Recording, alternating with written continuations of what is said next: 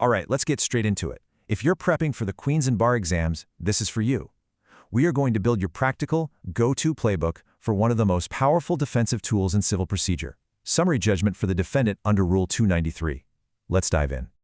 So picture this. It's a scenario every litigator dreads. A plaintiff has filed a claim that seems utterly hopeless, maybe even completely fanciful.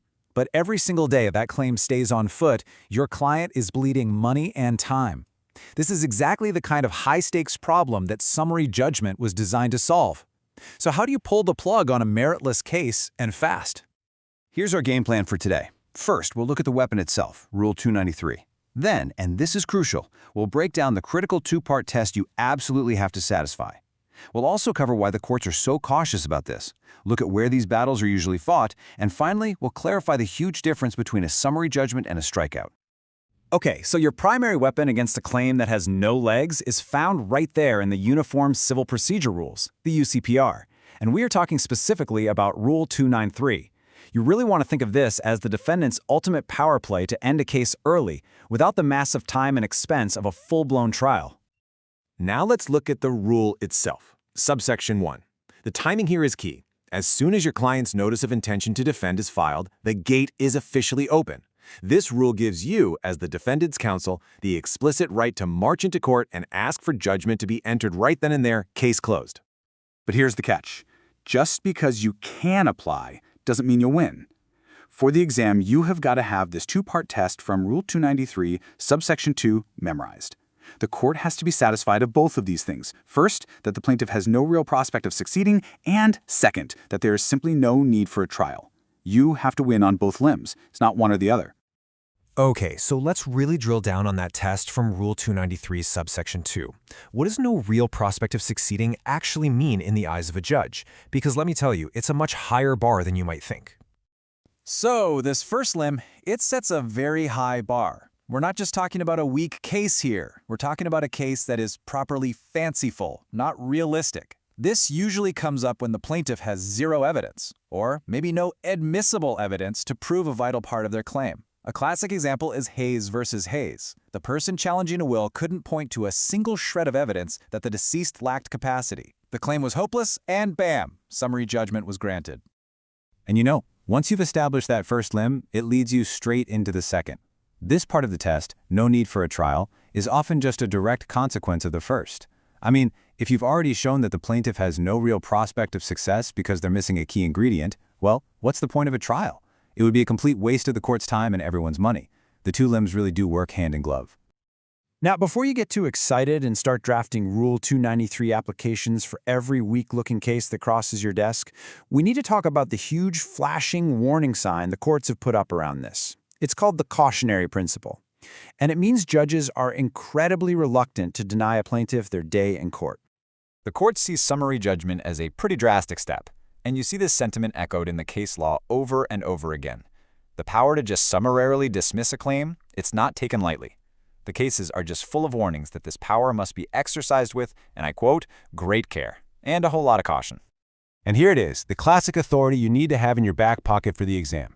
Chief Justice Barwick in General Steele made it crystal clear. This is a remedy for exceptional cases only. We're talking about the clearest of the clear, where a claim is just so obviously groundless. This is not a tool for your average, run-of-the-mill, weak case. There's also a really important policy reason for this caution. You see, if a case raises a new or developing area of law, the courts will be extremely hesitant to shut it down early. As this great quote from Spencer points out, they don't want to use a summary process to kill off a legal argument that might, with full argument at a proper trial, actually move the law forward. Okay, so bearing that very high cautionary bar in mind, where do these Rule 293 applications actually come up in practice? Let's take a look at the most common battlegrounds where you're likely to see this rule deployed. The court's approach really changes depending on the situation. So for example, with bad pleadings, the court is reluctant to grant judgment if the other side can just fix it with an amendment like in Lilypond. But if they've had a few chances and it's still a mess, like in McGuire, then judgment might be on the cards.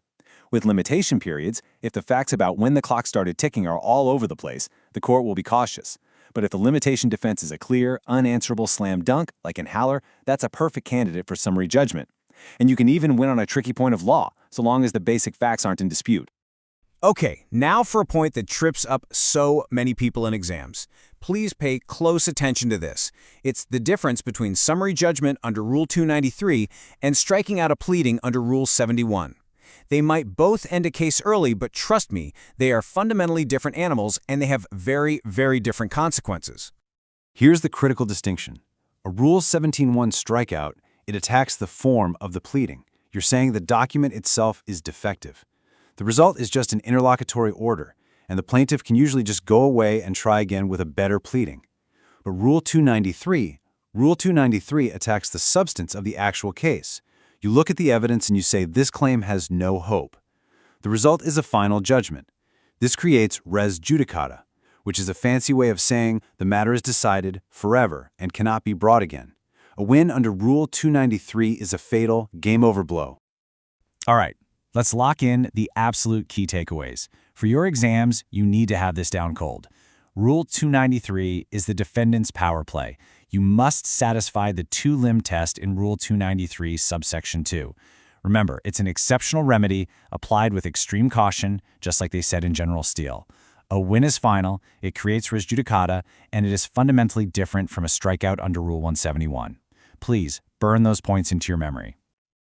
So, we've covered the mechanics, the test, the principles, all of it. But the real art is in the application, right? Knowing the rule is one thing, but knowing exactly when to deploy it for maximum strategic effect to protect your client, that's another thing entirely. So that's the question I'll leave you with. When does making this move go from being merely possible to being the single best, smartest thing you can do for your client?